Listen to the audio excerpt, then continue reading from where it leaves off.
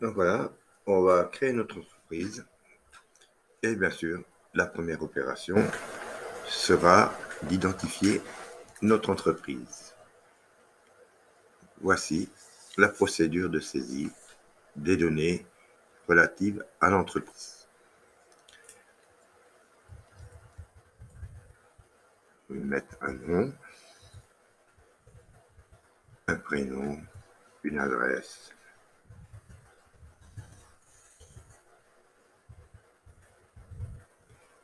un code postal,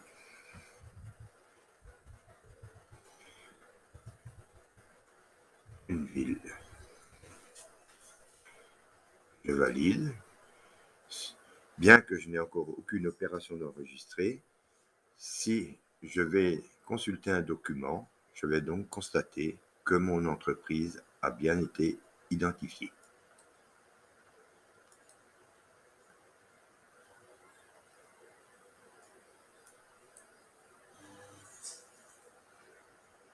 Avant de commencer la moindre opération comptable, je vais faire un petit rappel des règles de base de la comptabilité. Le principe, c'est que tout compte augmente selon son emplacement sur le bilan ou sur le compte d'exploitation. Les comptes d'actifs augmentent par le débit et diminuent par le crédit, et inversement, les comptes de passifs augmentent par le crédit et diminuent par le débit. Les comptes de charge, eux, augmentent toujours par le débit et les comptes de produits augmentent toujours par le crédit. Les comptes de charge ne sont jamais crédités et les comptes de produits ne sont jamais débités. Le côté où ils vont augmenter dépend essentiellement de là où ils se trouvent sur le bilan ou sur le compte d'exploitation. Je vais agrandir cette petite image que vous avez en bas pour vous expliquer exactement où il se trouve. Alors, si on est dans le bilan, on va trouver les comptes de classe 1 qui sont les comptes de capitaux. Eux, ils augmentent par le crédit parce qu'ils se trouvent à droite du bilan, au passif. Les comptes de classe 2, immobilisation, eux, augmentent par le débit parce qu'ils se trouvent à gauche sur le bilan. L'actif. On y trouvera aussi, ils ne sont pas notés sur cette image, mais les comptes de classe 3, les comptes de stock, qui sont aussi à gauche du bilan. Les comptes de classe 41 qui sont les créances et les comptes de classe 5 qui sont les comptes financiers. Du côté droit, on retrouve donc les comptes de capitaux et les comptes de classe 40 qui sont les comptes de dette. Ça, c'est pour les comptes de bilan. Sur le compte d'exploitation, à gauche, nous avons les charges et à droite, nous avons les produits.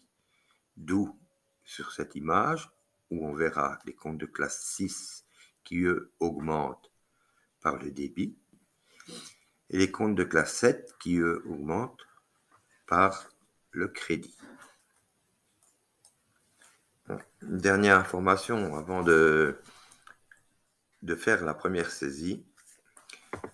Cette application comptabilité, dans cette application comptabilité, j'ai intégré un certain nombre de comptes qui correspondent au plan comptable. Alors, on pourra rajouter tous les comptes qu'on a besoin, bien entendu. Mais les principaux comptes, parce que ces différentes familles de comptes vont se répartir en fonction de leur classe sur le bilan et sur le compte d'exploitation. Donc, lorsqu'on voudra rajouter des comptes pour que les résultats des opérations qu'on va faire avec ces comptes se trouvent au bon endroit sur le bilan ou sur le compte d'exploitation, il faudra respecter ces familles. je m'explique. Je vais m'expliquer avec les comptes, par exemple, de fournisseurs. Dans la liste initiale, vous n'en avez qu'un seul, c'est le 4010. Mais en réalité, vous allez être confronté à un certain nombre de fournisseurs et vous allez pouvoir créer tous les fournisseurs que vous avez besoin. Vous allez pouvoir créer les comptes de tous les fournisseurs dont vous avez besoin. Et vous avez ici, par exemple, 999 possibilités de le faire, puisqu'il faut rester dans la famille 40. Supposons, on va en créer un. Donc, je veux créer un fournisseur. Ça va être mon premier fournisseur. Je vais aller tout en bas de la liste. Je vais taper un premier numéro. Donc, j'avais le 4010. Là, je vais partir avec le 4011. Et je vais marquer, par exemple, pour le 4011, je vais dire que c'est mon marchand de légumes. Alors, ou d'épicerie, on va dire d'épicerie. Donc, épicerie.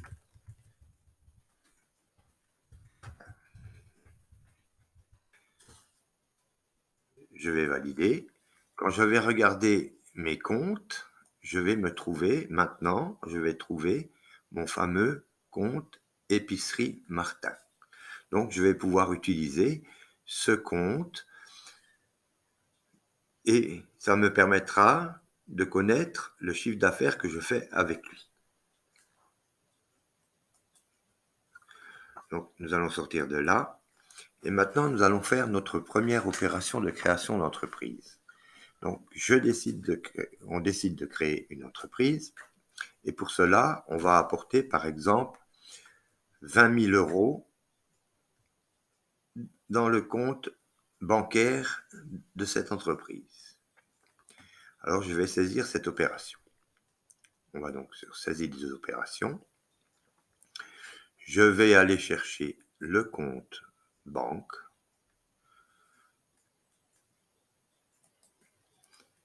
Je vais mettre un libellé, apport personnel.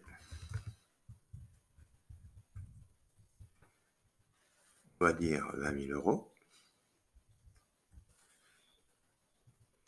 J'ai passé une opération au débit, donc je suis obligé de passer une opération au crédit d'un autre compte.